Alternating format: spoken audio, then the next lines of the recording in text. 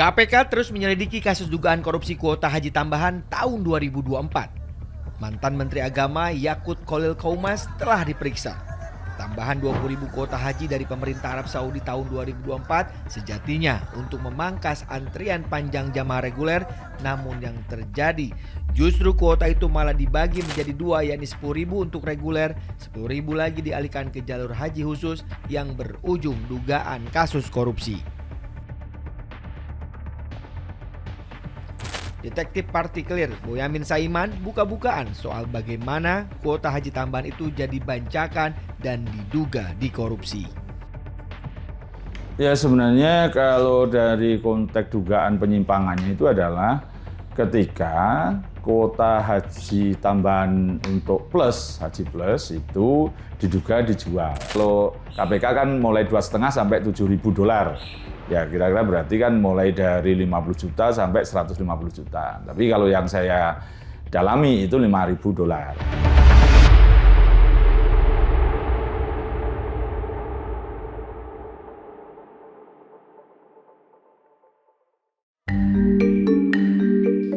Komisi Pemberantasan Korupsi (KPK) mengungkap dampak negatif di balik kasus dugaan korupsi penentuan kuota dan penyelenggaraan ibadah haji pada Kementerian Agama tahun 2023-2024. Salah satunya yakni mengakibatkan masa tunggu calon jemaah haji reguler semakin panjang.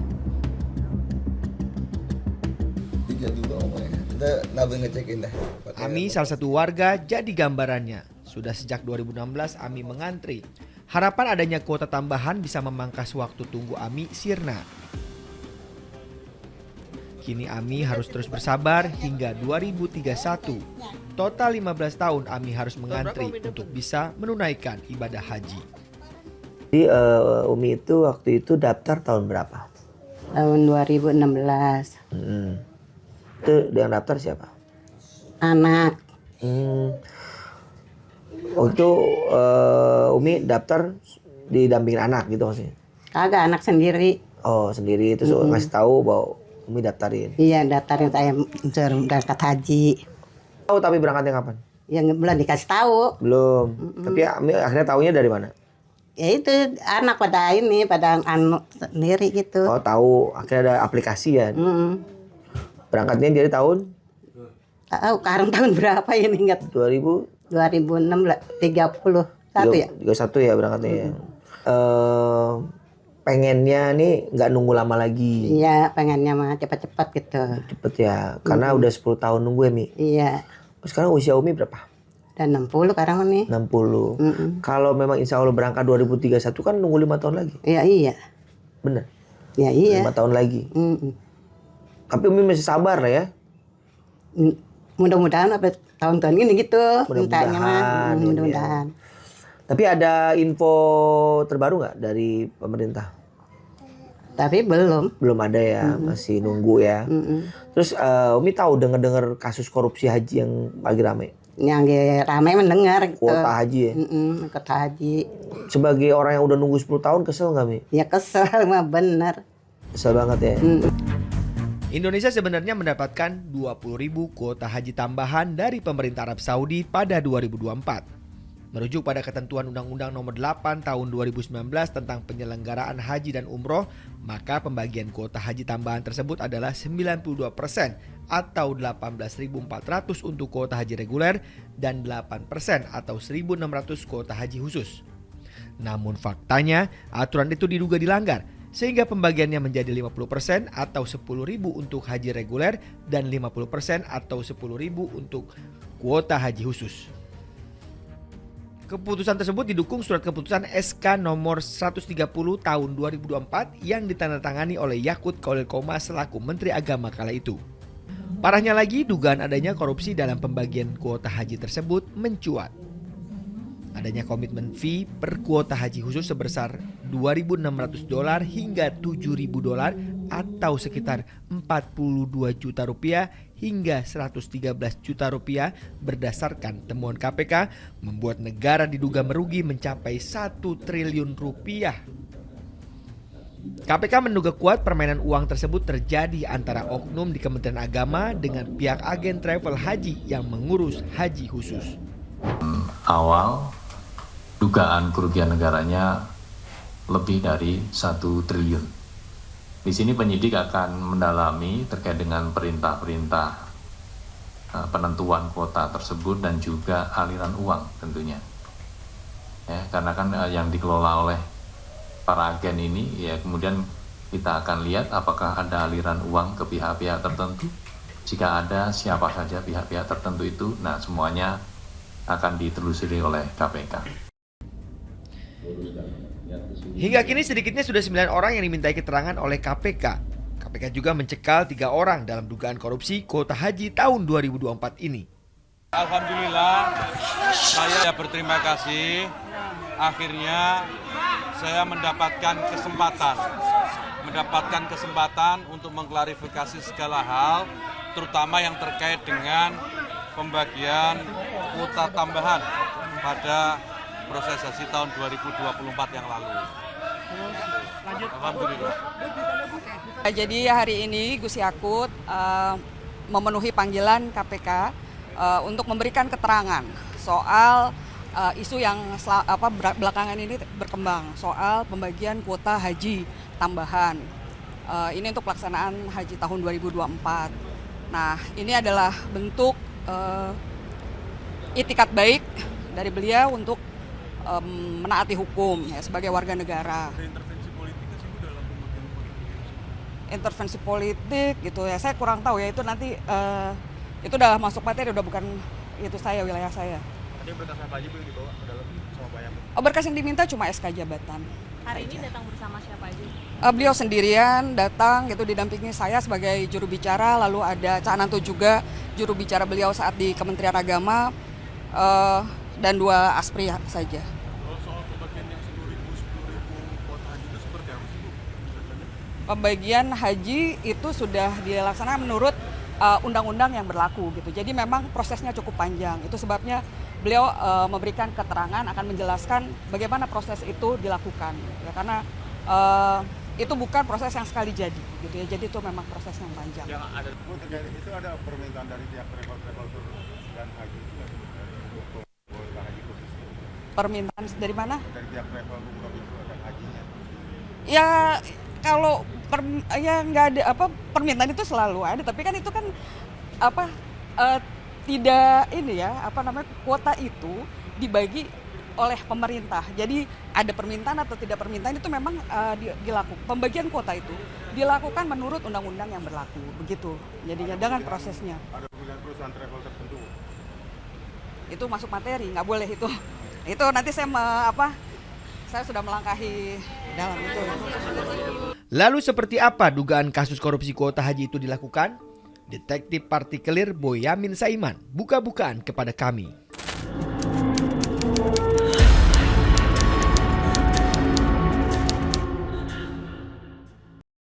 Ya sebenarnya kalau dari konteks dugaan penyimpangannya itu adalah ketika kuota haji tambahan untuk haji plus itu diduga dijual atau diduga dibeli. Nah, itu kan rangkaian-rangkaian itulah yang menjadikan ini sebenarnya fasilitas milik negara, nggak boleh ada orang mengambil manfaat yang tidak sesuai peruntukannya, tidak sesuai dengan aturannya gitu. Betul bahwa ini yang diduga melakukan pungutan liar itu, menambah biaya itu adalah dari travel haji plus yang ratusan itu, yang besar ada termasuk yang pengurusnya yang sudah dicekal kemarin salah satunya itu. Nah itu perusahaannya inisialnya M gitu. Jadi itulah yang paling inti. Tapi kalau sebenarnya itu tidak ada penambahan $5.000, kalau KPK kan mulai 2,5 sampai $7.000. Ya kira-kira berarti kan mulai dari 50 juta sampai 150 juta. Tapi kalau yang saya dalami itu $5.000. Jadi 75 juta lah per orang untuk penambahan biaya yang harus dia keluarkan ketika dia mau berangkat mengambil kuota tambahan ini. Karena kalau kuota yang resmi termasuk plus pun itu ada antrian sekarang 6 sampai 7 tahun. Dan itu misalnya membayar $20.000 Amerika, berarti kira-kira 300 juta gitu. Dan sudah. Nah, ini ada yang antri sudah 7 tahun ini, tiba-tiba ada pengumuman tambahan. Nah, ini ada yang baru daftar aja bisa itu. Yang penting memenuhi syarat visa, terus paspor, terus segala macam syarat yang lain. Tahun kedua, tahun ketiga bisa. Asalkan Nambah 5.000 dolar. dolar Amerika.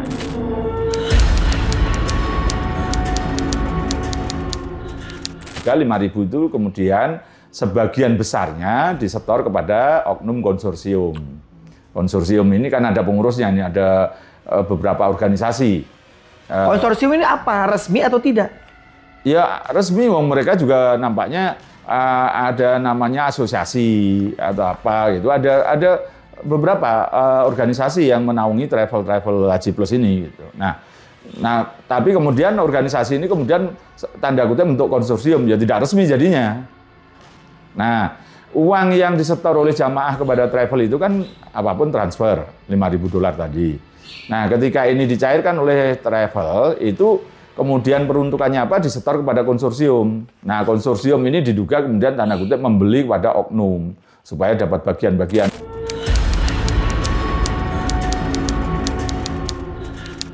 Dalam posisi itu kan makanya kan kemudian 5.000 itu kan 75 juta kali 10.000 ya dikurangi petugas segala macam itu 9.222. Kalau saya hitung itu pungutan liar itu kalau benar 5.000 ya, pukul rata aja adalah di angka 691 miliar. Yang kira-kira dinikmati oleh travel kira-kira ya 191 lah.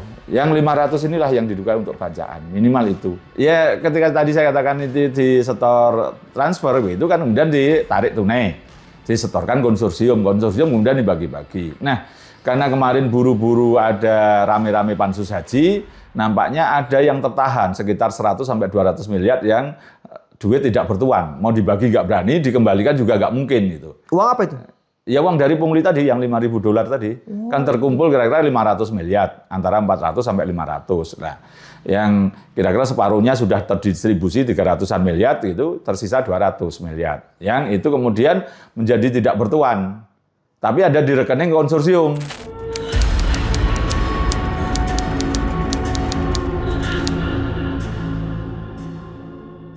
Nah, di undang-undang itu pasal 29 atau berapa gitu, itu kan jelas ketentuannya hanya 8%, gitu kan, untuk Haji Plus.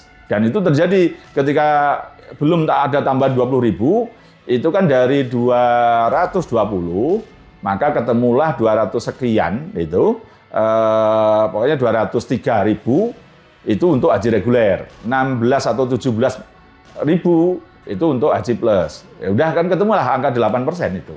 Undang-undangnya begitu. Itu satu. Jadi kalau toh dapat tambahan mestinya 20.000 tadi, ya berarti 8% untuk maksimal untuk plus. Berarti kan hanya berapa itu? Nggak sampai di angka 19.000, 1.000 lah, nggak sampai 1.000 dari 10.000 itu untuk plus. 19.000-nya kan ke reguler, itu satu. Aturan undang-undangnya jelas ada di situ. Kedua juga disebutkan dalam undang-undang itu, mendasari untuk mengatur itu pun, itu yang harus sesuai undang-undang 8%. Tadi kan hanya sebenarnya untuk siapa-siapa nanti yang travel siapa, itu kan diserahkan khusus.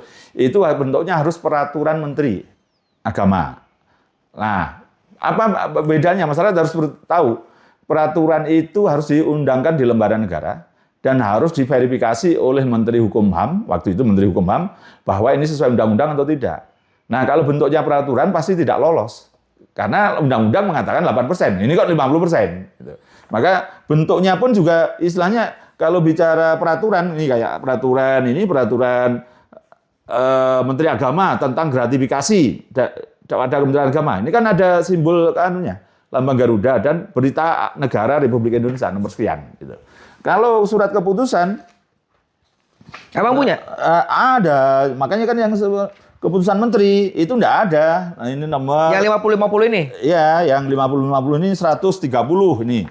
130 tahun 2024 tentang kuota haji tambahan tahun ini. Ini kan yang menyangkut 20.000 kan? Ya. Nah, menyangkut 20.000 ini kan enggak ada. Berita negara enggak ada. Oke. Nah, itu loh, berita negara itu enggak ada. Terus kemudian jangankan yang SK-nya, yang belum ditandatangani aja saya punya. Baru draft, sudah diparap oleh bagian kesekretariatan dan bagian hukum, ini belum ada anunya aja saya punya gitu. Oke, ini bisa dipublish? Bisa kalau ini bisa udah kan. Artinya yang ada tanda tangannya juga ada misalnya. Bedanya apa? Nah, kayak gini kan, ini yang mendasari yang November ini. Misalnya kan gini. Nah, ini ada tanda tangannya bentuknya apa? Digital.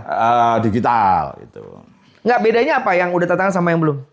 Ya sama ternyata. Sama aja. Tapi maksudnya saya berterima kasih pada teman-teman yang whistleblower yang sampai jangankan yang tanda tangan, yang baru draft aja saya punya gitu loh. Oke. Ya. Nah, berarti ini yang membagi 50-50? Ya, yang nomor 130 tahun 2024 ini yang membagi menjadi 50%. Kalau yang Abang share ke KPK itu yang pembagian tadi yang 20.000, 8% tadi ya? Ya. Yang susah dicari lah. Ya, ini yang 130 ini, yang 50-50 ini. Kalau yang 8% itu kan undang-undang, ada. Oh, ada semua. Ada semua. Kalau berarti yang susah dicari itu yang ini maksudnya? Iya, yang nomor 130. Ini pansus DPR aja nggak dapet. Kenapa Bang mereka susah Bang? Iya, karena cerita nggak sama Bang? Whistleblower cerita nggak? Kenapa susah nyari aturan ini? Ya, gini kan merasakan sesuatu yang kemudian ada yang disembunyikan. Ternyata itu kan tanda kutip dijual atau dibeli tadi. Nah, kalau ini kan memang menyalahi undang-undang. Oh, harusnya 8% kok 50%.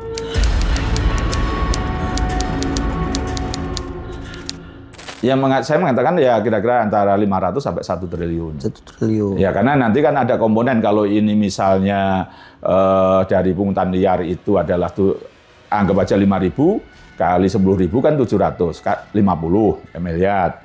Karena ternyata dugaannya yang petugas pun itu juga ada yang bayar gitu. Petugas haji? Iya, petugas haji plus ini loh.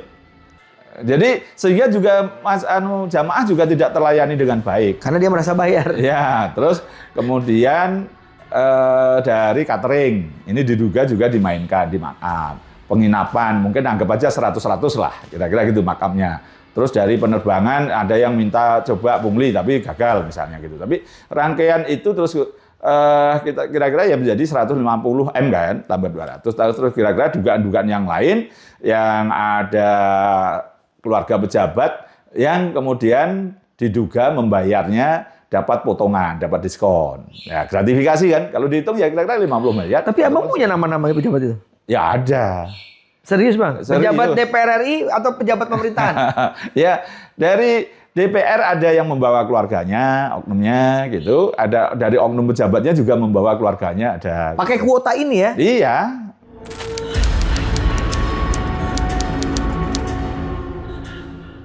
Satu, dugaannya famili pejabat juga ikut nebeng dengan mengambil kuota. Dan itu pun bayar murah, gratifikasi. Kedua, ada dugaan penyalahgunaan pengawasan.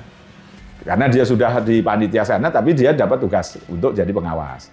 Nah, berarti double. Selain double juga lebih besar karena pengawasan.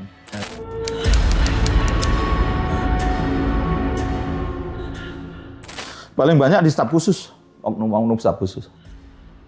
Oknum staf khusus? Ya, terlibat. Kan staf khusus itu kan ada sekitar 8 atau sampai 10 itu kan. Dan rata-rata itu kan sebenarnya orang politisi atau orangnya yang ya kepala di situ, orangnya menteri kan. Itu yang paling banyak dugaan yang itu bukan selain dia juga tadi double job tadi, itu ada yang ngurusi catering. Oh, jadi dugaannya keterlibatan staf khusus paling banyak terkait praktik dugaan. Iya, mulai yang pertama tadi pun misalnya pungli tadi, karena diduga yang menyusun surat keputusan itu, saya mengatakan surat tergesa-gesa itu oleh 4 orang. Pak Menteri terlibat? Iya kan, keterlibatannya itu setidaknya ini harusnya peraturan menteri, dia buat menjadi keputusan menteri. Yang itu harusnya tayang di berita negara melalui menteri hukum, tapi ini tidak. Dia tetap mau. Kan dia masa nggak baca undang-undang, yang undang-undang haji itu tahun 2019 loh, belum lama loh, bahwa mengatakan urusan kuota, pembagian kuota, itu sebenarnya lebih banyak pembagian kuota Provinsi Jawa Timur dapat berapa itu. Tapi tetap dapat 92% gitu loh. Nggak bisa diutak-atik. Plus juga 8% diserahkan konsorsium atau serahkan siapa, itu pun juga bisa jadi bermasalah. Yang 8% asli aja bisa jadi ini rebutan juga atau bagaimana, tapi agak mending karena sistem tadi urutan. Jadi bisa aja travel A dapat banyak karena dia yang berangkat tahun ini adalah misalnya 200 orang atau 1.000 orang. travel besar pun bisa jadi untuk tahun ini kecil karena urutan tadi. Tapi justru yang tambahan yang 10.000 inilah yang kemudian ya diduga dimainkan, dijual atau dibeli atau pungutan liar, itulah yang diduga staf khusus yang paling banyak berperan.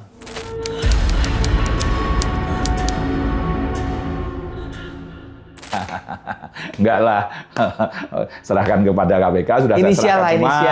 Inisial. Ada Gus A dan Gus A lagi gitu ada. Ini A serius? Iya. Inisialnya A maksudnya? Iya, panggilan akrabnya pakai A. Oh. Gus A titik-titik apa, terus satu lagi Gus A titik-titik gitu loh. Jadi ada 4 huruf, 3 huruf di belakang A-nya itu gitu. Oke, Nah, berarti ya di sana kan kamu cari misalnya, siapa sih yang Gus awalannya A? Ini ada 2 misalnya gitu. dua-dua terlibat dugaannya? Ya dugaannya terlibat, bahkan satu dicekal kok.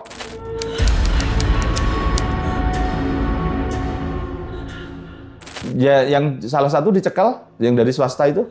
Itu kan yang yang dari perusahaan M. RM, ya perusahaan Travel M tadi. M, Lah, ya, kan? pentolannya anggap aja itulah, bersama yang lain-lain ada. Asosiasinya juga. Ya justru konsorsium yang tanda kutip tidak resmi tadi berasal dari asosiasi. Organisasi yang menaungi travel haji dan umroh ini kan ada 3. Nah itu terus kemudian bergabung untuk mengatur yang 10.000 tadi.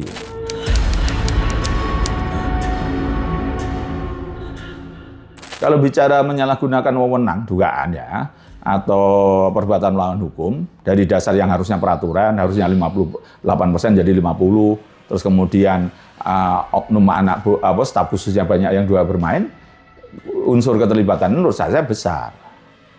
Soal merugikan negara kelihatan udah di situ ada pungutan liar tadi. Menguntungkan siapa? Masalahnya kan ada 2, menguntungkan diri sendiri atau orang lain. Kalau toh menteri tidak dapat, orang lain kan jadi dapat. Travel umroh kan tanda kutip panen itu, travel haji plus. 10.000 untuk banjaan bersama oknum-oknumnya kok. Ya, dan abang juga mendapatkan informasi ratusan travelnya juga terlibat ya? Ya terlibat untuk punya daftar pungutan ya, liar tadi. Karena travel itu kalau tidak bayar pungutan liar tadi, 2.500 sampai 7.000 tadi, atau bahasa saya paling gampang 5.000 tadi, ya nggak dapat jatah.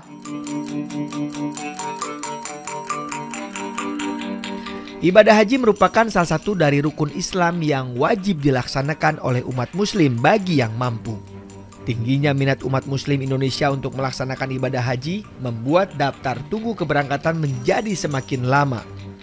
Lamanya daftar tunggu ini kerap menjadi celah praktik-praktik kotor yang setiap tahun terjadi. Kuota haji tambahan yang semula diharapkan jadi solusi memangkas waktu tunggu bagi antrian haji reguler kenyataannya malah diduga diselewengkan. Sampai kapan masalah haji ini bisa dibenahi pemerintah?